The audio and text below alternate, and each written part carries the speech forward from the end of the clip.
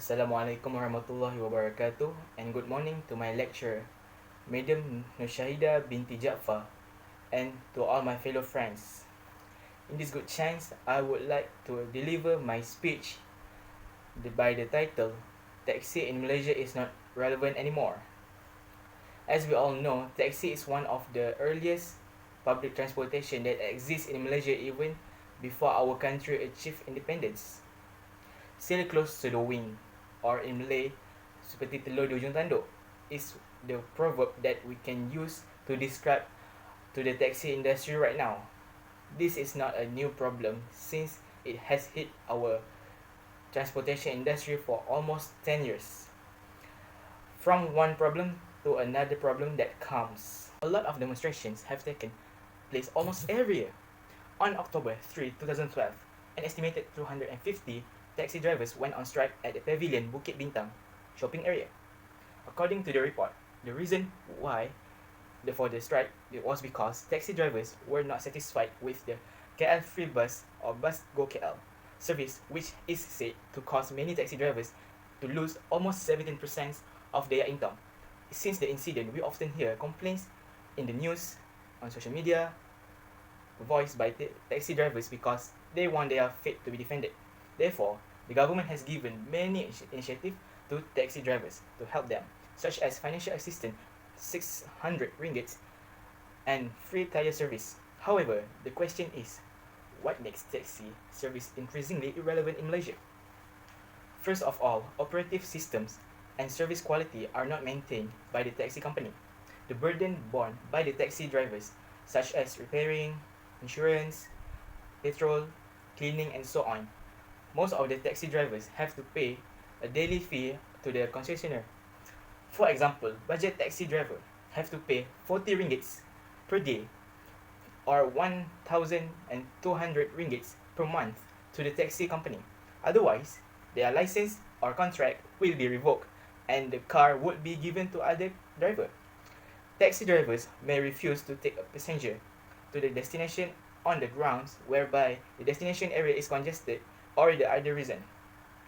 There are no rating systems for taxi drivers. Taxi drivers who cheat and misbehave still remain drivers. So complaints remain complaints. Only the likelihood of the driver committing fraud such as not using the meter or modifying the meter is high, and the customer has no choice but to pay and make a complaint afterwards. All these factors are due to the weakness of the system, and sadly, there was no improvements from the related parties. Next, presence of e-hailing services.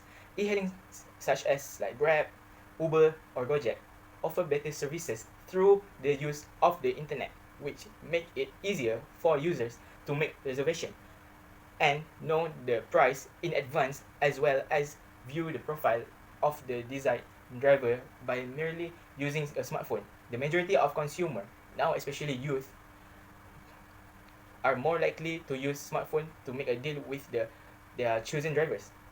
For instance, Grab service company, which was founded in June 2012 by Anthony Tan. The company continues to grow from year to year and has successfully expanded its market to Southeast Asia and several developed countries. GrabCar operates fully using the advantages of the internet, whereby users can get their service 24 hours a day wherever they are, as long as the internet can be accessed.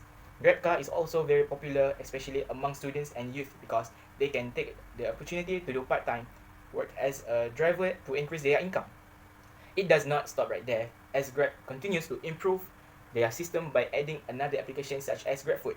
In line with the mission to achieve the vision of becoming a developed country, Malaysia as a developing country continues to improve its transportation system. The government remains committed to mitigate the problem of traffic congestion by providing the better public transportations such as MRT, LRT, high-speed rail, and free bus service like Bus Mat Selangor in some states. One of the biggest setback to the taxi industry is the failure of taxi service companies to maintain public perceptions of their services. The majority of taxis still use old cars, while e-hailing services like Grab requires only use of car under 10 years. Taxi companies also fail to promote My Taxi application, and most of the taxi operators are still using conventional way. On March 29, 2016, a group of taxi drivers went on strike at the Bukit Bintang area to protest against Grab car services. This incident has made the area congested due to the taxi park by the roadside. Then, on October 17, 2018, an estimated 300 taxi drivers demonstrated in front of the Finance Ministry building in Putrajaya as they protested against the approval of Grab car services in Malaysia. The approval would make it increasingly difficult for taxi services to continue to be the choice of the public. So, clearly here we can see why taxi services in Malaysia fail to get a place in the hearts of Malaysians, while e-hailing services continue to competitive in the national market. They are one step ahead in promoting their services and creating a new invention. Meanwhile, taxi drivers continue to strike on the streets, complain about their problems, and also complain to the government. The fate of the taxi services in Malaysia can be described as the saying, it never rains but it goes down, or in Malaysia, bagai jatuh di tipu tangga. Coupled with the current COVID-19 pandemic situation in the country, making it increasingly difficult for the taxi services to compete. In conclusions, all blame is a waste of time. No matter how much fault you find with another, or regardless of how much you blame him, it will not change you. That is a quote by Wayne Dyer that fits with the current situation of the taxi service in our country. Instead of blaming others, they need to realize that they need to get out from the comfort zone and try to find solution to their problems. Times are changing, so they also need to change over time. Going on strike and making demonstrations will only give bad reputation to the taxi companies. So that's all from me. Thank you.